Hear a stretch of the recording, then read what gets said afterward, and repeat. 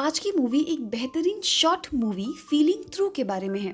कहानी New York city में रहने वाले एक यंग लड़के तरीक की है। तरीक के पास रहने के लिए उसका खुद का घर नहीं है। वो बारी बारी से अपने दोस्तों के पास रहकर किसी तरह अपना गुजारा करता है।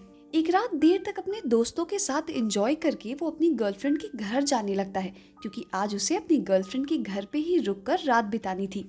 तभी उसे एक भिखारी मिलता है, लेकिन तारिक उसकी कोई हेल्प नहीं करता।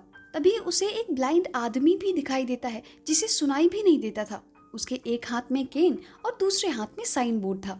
साइन बोर्ड में लिखा था कि कोई उसे सड़क पार करने में हेल्प कर दे। तरीक को देर हो रहा था, लेकिन फिर भी वो उसकी हेल्प करने के लिए तैयार हो जाता है। वो आदमी उसे बस का नंबर लिखकर बताता है जिस बस को उसे पकड़ना था।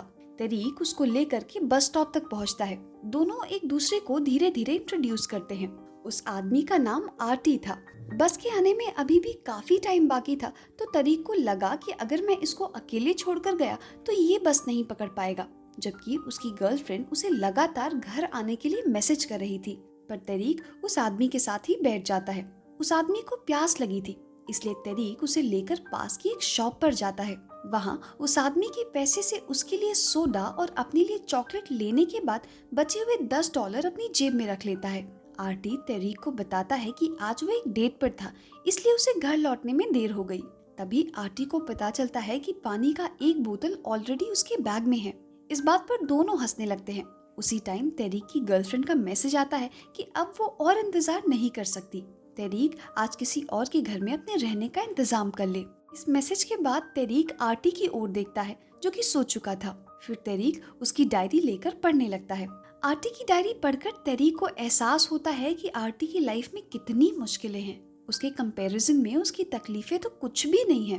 तरीक आरटी की लाइफ की मुश्किलों के बारे में सोचकर परेशान होने लगता है, और तभी आरटी की बस भी आ जाती है। बस वहाँ से निकलने ही वाली थी कि तरीक किसी तरह बस को रोकता है। तरीक आरटी को बस में बैठाने के बाद ड्राइवर को आरटी के घर तक पहुँचाने में हेल्प करने के लिए बोलता है, लेकिन जब बस ड्राइवर तरीक की बातों पर ध्यान नहीं देता तो तरीक को उसे समझाना पड़ता है कि आरटी को हेल्प की कितनी जरूरत है।